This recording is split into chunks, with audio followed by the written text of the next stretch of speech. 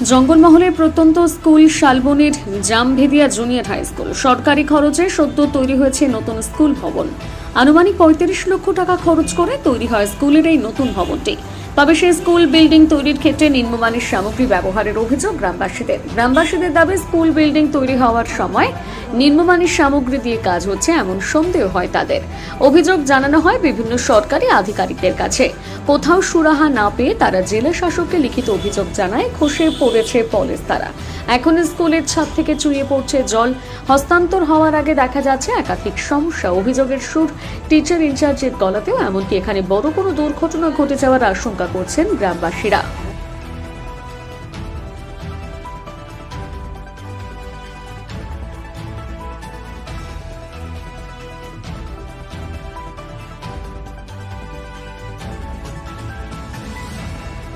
সামগ্রী দিয়ে school building বানানো হয়েছে, বাচ্চাদের যে কোনো মুহূর্তে সমস্যায় পড়তে হতে পারে। কি বলবেন? আপনাদের কাছে অভিযোগও জানিয়েছে, এরকম দাবি করেছে গ্রামবাসীরা, কি বলবেন?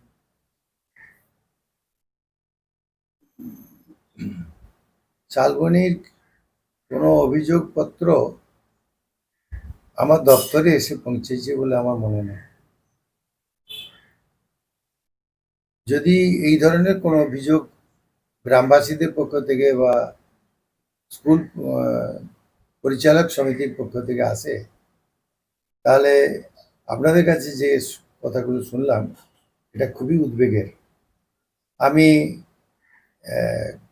নিশ্চিতভাবে আগামীকালই এই ব্যাপারে খোঁজ খবর নিয়ে পরে জানাবো। যদি এরকম কোনো ঘটনা ঘটে থাকে তাহলে প্রয়োজনীয় আইনানুগ ব্যবস্থা গ্রহণের জন্য আমি জানাবো আমার দপ্তরকে। এই ধরনের অভিযোগ যেখানে বাচ্চাদের জীবন জড়িয়ে রয়েছে, এই অভিযোগ তো অত্যন্ত গুরুতর। না, নিশ্চিত গুরুতর অভিযোগ। এই অভিযোগ যেহেতু গুরুতর, সেহেতু আমরা একে খুব দ্রুততার সঙ্গে দেখব, প্রয়োজনীয় স্কুলের শিক্ষক অভিযোগ করছেন যে নতুন বিল্ডিং এর ছাদ থেকে কিন্তু চুয়ে জল পড়ছে, ছাদ থেকে জল লিক করছে। এরপরে কিন্তু দেখা গেছে যে এটা ছাদের উপরে নতুন ভাবে আবার নিউ লেয়ার বসানো হচ্ছে, আরেকটা লেয়ার, একটা ছাদের উপরে আরেকটা লেয়ার দেওয়া হচ্ছে। খতিয়ে দেখবেন? আমি কালকেই খতিয়ে দেখব, দেখে প্রয়োজনীয় ব্যবস্থা। এই যেটা দেখলাম যে এখনো স্কুল অ্যাকচুয়ালি বিল্ডিং হ্যান্ডওভার হয়নি, অফিসিয়ালি হ্যান্ডওভার হয়নি। আমরা অনুরোধ করেছিলাম যে আমাদের তো বিল্ডিং এর সমস্যা, রুমের সমস্যা, 4টে ক্লাস 4টে রুমে চলে।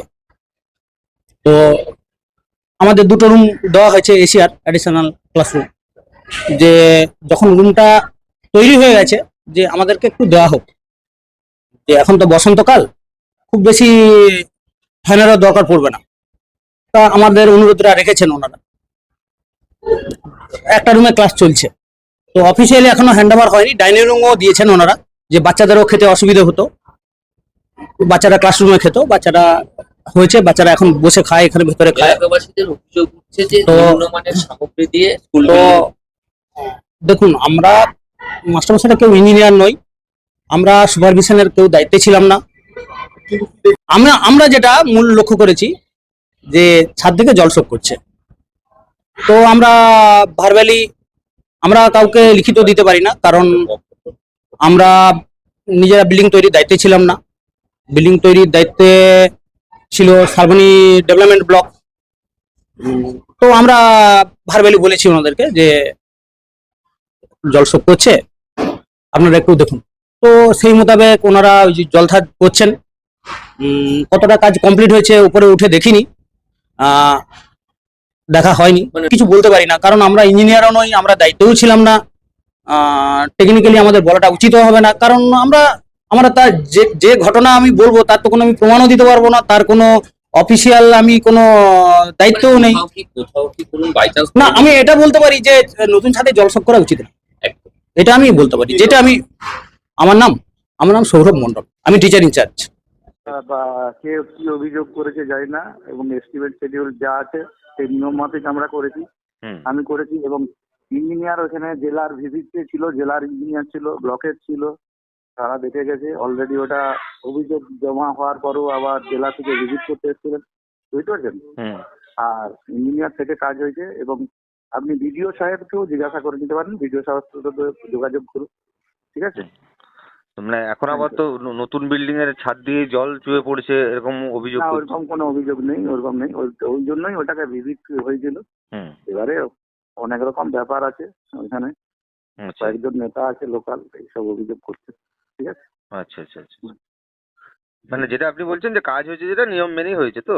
একদম নিয়ম মেনে, এবং জেলার সার্ভে হয়েছে ওটা, বুঝতে পারছেন।